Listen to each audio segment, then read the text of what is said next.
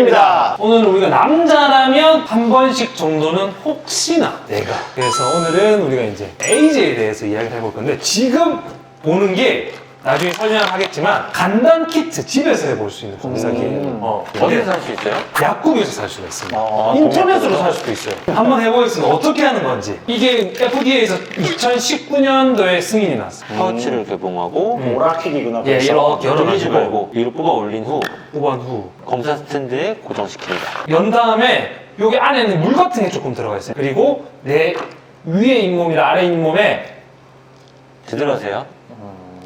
이게 그러니까 전망을 긋는 거구나. 쉽게 말하면은. 나는 근데 이걸 하는데 왜 내가 떨리지? 자, 이렇게 담궈두면 나중에 뜨게 될 겁니다. 아마 이 방송이 나올 때 못 나올 수도 있는 방송일 수 갑자기 있어요. 두 줄이 이제 하면 저희는 뉴욕. 그래서 에이즈가 어떤 병이냐? 에이즈가요? 사실 잘 모르겠어요. 에이즈가 뭔지.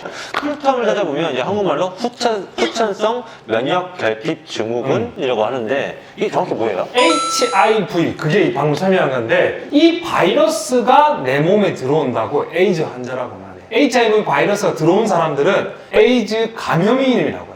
HIV 감염이 증상이 나타나기 시작해야지 에이즈 환자라고 하는 거예요. 보통 그래서 예전에 유명했던 뭐 그런 에이즈에 걸린 사람들이 이제 농구 좋아하는 사람 알 수 있는 매직 존슨, 그리고 최근에 요 연휴 때도 영화 나왔는데 보헤미안 랩소디의 프레디 머큐리도 에이즈 합병증으로. 그 영화에서 그렇게 죽었었죠. 봤던 것 같아요. 맞아요. 보통 우리가 에이즈가 들어오면 무감염, 그러니까 무증상 기가 한 길면 20년까지 나요. 그 HIV 바이러스 들어왔어도요? 들어와도 사람에 따라 다르기는 한데, 근데 어떤 사람들은 HIV 바이러스가 들어오면 아무 치료가 없으면 10년 정도, 치료가 없이 지내면 10년 정도가 지나면 사망한다는 말들이 많아. 근데 그 HIV 바이러스가 이제 들어와서 증상이 없을 때에도 혹시 전염력이 있어요? 전염력은 있지. 전염력은 있고 전염력은 있고. 단지 내 몸에서 활동을 안 하는 거야. 에이즈라는 병은 어떤 거냐면, 쉽게 설명드리면 구독자분들한테 백혈구가 기능을 못하게 만들어버리는 거예요. 힘을 못 쓰게 하다 보니까 내 몸에 있는 정상균들도 에이즈 환자들한테는 병을 일으키는 균으로 족소로 바뀌는 바뀌는 거죠. 거죠. 그래서 의사들이 어떤 병들이 특정적으로 나타나면 에이즈 검사를 좀 해보는 경우들이 있어요. 좀 면역이 결핍된 사람들한테 오는 질병들이 있기 때문에 그런 거는 좀 검사를 하는 경우가 있어요. 그럼 이제 남자들은 사실 앞에 내용은 하나도 궁금하지가 않아요.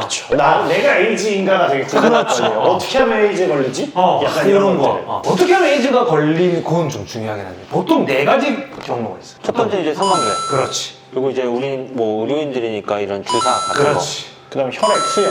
그렇지. 그다음에 이제 그것도 수직 감염이 있나? 그렇지. 이 4가지가 보통 있어요. 근데 수혈은 요새 검사를 하기 때문에 뭐 가볍게 잘 보고. 내가 수혈을 했을 때 만약에 내가 에이즈가 있잖아요? 알려줄 것 같아? 안 알려줄 것 같아? 본인한테? 본인한테 응. 안 알려주겠네. 알려줘. 그럼 수혈전 검사를 하잖아. 근데 너가 에이즈가 있다고 나오지? 그냥 너가 수혈을 못합니다 하고 나와.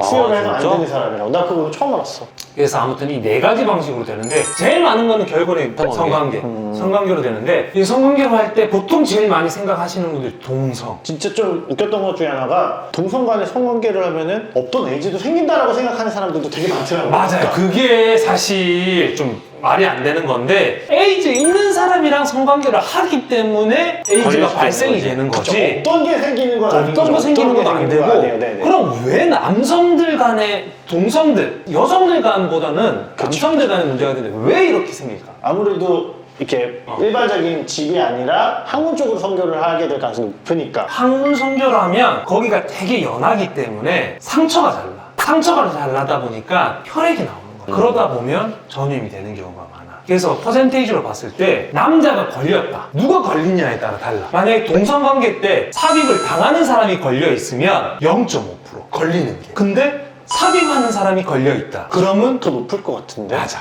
왜요? 0.065. 피는 그 사람이 나잖아. 삽입 당하는 사람이. 컨돔을 쓰니까 그런겠지. 약간 콘돔을 피지컬 안, 배려. 안 썼다는 그런 거 가정하에 상관없이. 그렇게 걸리고, 이성 간의 관계는 여성이 걸려 있을 때는 0.1%, 남성한테 걸려 있을 때는 0.05%. 제가 알고 있는 거는 완전 반대인데요? 네가 알고 있는 게 잘못 알고 있는 거지. 그러니까 결국에는 삽입하는 사람이 무조건 확률이 더 낮다는 소리네요. 그쵸? 그렇지. 남자든 여자든 상관없이. 그리고 또 이제 이렇게 또 이제 안전하게 하려고 사실 콘돔을 쓰면서 85%까지는 낮아지긴 하는데 아, 예. 콘돔을 2개 끼는 사람들이 있어. 문제가 돼. 왜냐하면 콘돔을 2개가 끼면 마찰력으로 해서 콘돔이 잘 찢어져. 그렇기 때문에 콘돔을 2개 끼면 더 안 좋아. 낄 거면 하나만 껴야지. 그럼 너네가 생각하는 옛날에 왜 자꾸 동성연애가 에이즈라고 이렇게 사람들 고정관념에 이렇게 바뀌게 됐을까? 저는 사실 몰라요.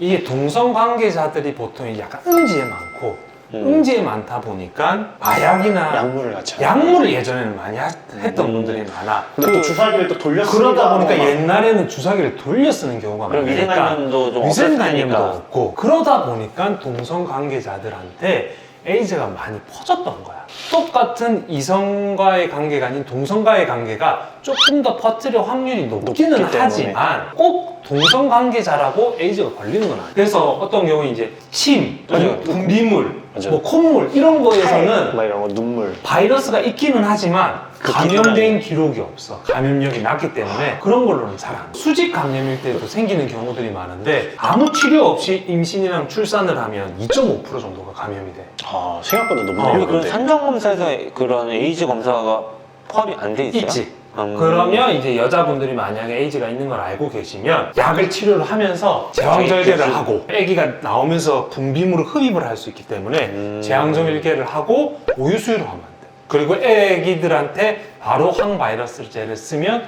훨씬 더 이제 감염률을 낮출 수가 있는 거지. 자, 그럼 이제 궁금한 게 제가 이렇게 그런 뭔가 이게 게임직한 나쁜 짓. 나쁜 짓을 했다. 했다 하면 어. 바로 검사하면 나오나요? 당장은 하면 안 되고 아. 왜요? 우리 몸에 들어오면 2주에서 4주 정도 잠복기를 가져. 그래서 너무 진짜 후달린다. 그럼 6주. 6주나 기다려야 돼요? 6주를 기다리고 검사를 하고 그때 음성이다. 마음 먹으면 안 돼. 12주가 돼야 정확한 검사가 나와. 검사라는 게 사실 뭐 죄책감이 느껴져서 하는 게 아니라 이렇게 나랑 또 상대방을 보호해주는 그런 역할로 하는 거라고 좋게 생각을 하시는 게 맞다고 보거든요. 저는 솔직히. 또 내가 자주 어떤 성병에 걸리면 에이즈 검사는 좀 해보시는 게 좋아요. 왜냐하면 성병을 옮았다는 거는 그 상대방의 그런 거를 조금 의심해 볼 수 있기 때문에 성병이 나가 가지면 에이즈 검사는 보통 같이 나가는 보통 경우가 세트로, 네. 세트로 나가는 경우가 많기 때문에 나중에 꼭 체크해 보시고 그럼 검사는 언제 어디서 하는 건지 어딜 가야 돼, 진짜 근데? 되게 밝게 나한테 물어보는데 의무적으로 한 적도 없어. 보건소에 가면 이게 익명 검사로 돼. 아, 보건소에? 진짜요? 보건소에 가면 익명 검사로 되기 때문에 공짜예요? 공짜예요. 근데 에이즈 검사 특징 중에 뭐가 피 검사를 해도 위험성이 많아.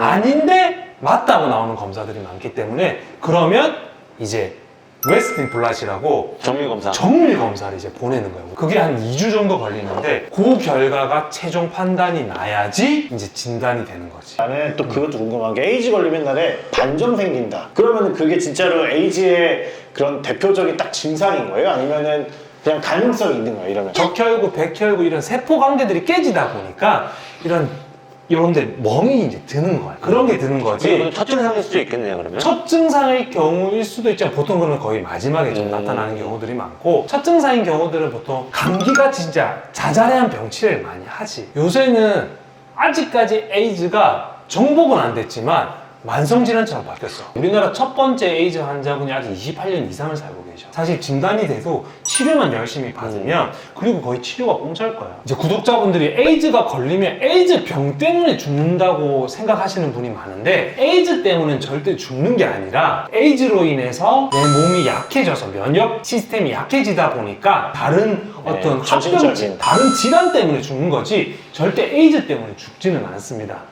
그리고 이제 가장 중요한 거 오늘 이걸 한번 들어보겠습니다. 이게 뭐? 임신 테스트랑 똑같이 증상이 있으면 문제가 있는 겁니다. 너도 봐봐. 저는 괜찮은 것 같습니다. 이건 제가 짜고 한 게 아니라 다행히도 저희가 계속 녹화를 할 수 있겠네요.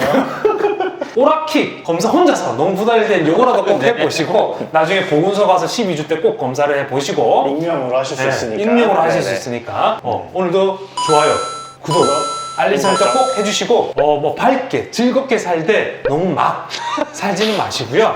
오늘도 이만 닥쳐라세요.